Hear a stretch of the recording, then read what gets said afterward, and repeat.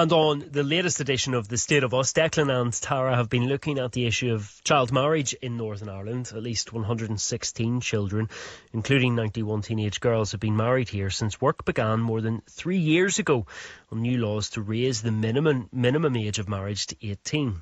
Unlike other parts of the UK, it is legal for 16 and 17-year-olds in Northern Ireland to marry with permission from a parent or guardian.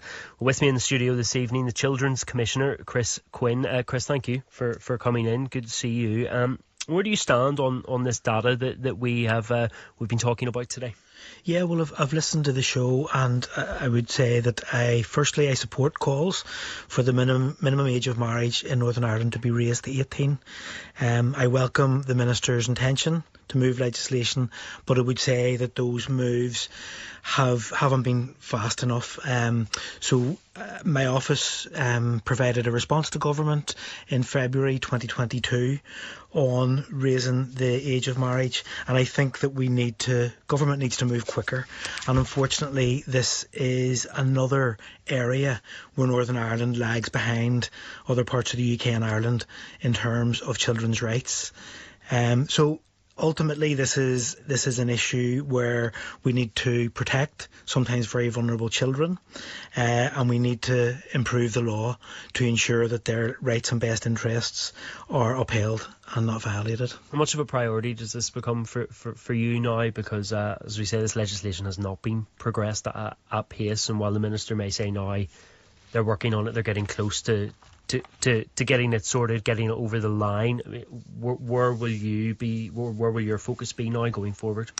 Well, I do think that this is part of a broader fundamental issue on how children and young people are viewed here.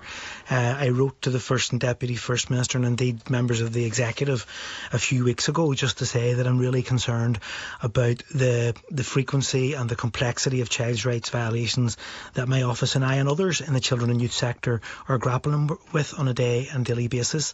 I don't think that children's rights are prioritised in the policy making process, and indeed in the past week I have presented to the UK Covert Inquiry where we saw that legacy, the children's rights, are often not considered in policy making. So what we need is our executive to act quicker and to prioritise the rights and best interest of children, particularly those most vulnerable. Stormont consulted on this as they do with any legislation, and quite a number of the responses, well, that was from members of the traveller community, and a member for an organisation that works with the traveller community has said, look, it's still the cultural norm in some families that marriage at 16 and 17 is acceptable. What do you say to that if we're saying, well, look, we're going to put it up to 18, and that goes against the culture of some of those who live in our communities? Yeah, it's a really fair question,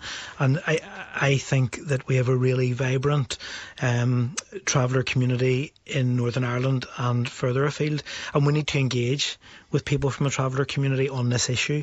We need to support and educate young people and families from a traveller background, but anecdotally we're also hearing that that views on marriage are changing, and that age is creeping up within traveller communities. But we need more evidence to support that, and that's why I think we need to engage directly with children and young people and families from all backgrounds, including those from an Irish travelling background. Because as well, I suppose some people may look at this data in this report and say, well, look, it is legal to get married here if you're 16, 17 with permission from a parent or a guardian. Therefore, if that permission's in place, what is the issue?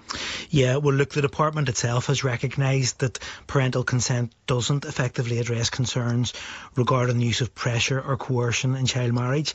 And I suppose just to give a listener, a real life consequence or a risk. I mean, the risks here are potentially child trafficking. The risks could be coercion.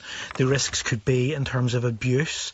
And we do know that girls and young women are disproportionately affected by this. And We know also that it can affect access to training, education, employment, and also mental and physical health. We also know that it can lead to social isolation. But what we do know for definite as well is that girls are 2 to 3 times more likely than boys to be affected by child marriage in Northern Ireland. And young women in those circumstances are more vulnerable to being in risky situations, so more vulnerable to abuse and to violence. And we know this. I mean, it's been well versed within UN General Assembly and UN Committee on the Rights of the Child. And there have been recommendations made at that international level that we need to change things. So Northern Ireland is behind. We are currently behind Wales and England. Scotland is moving. The Republic of Ireland moved legislation, I believe, in 2019.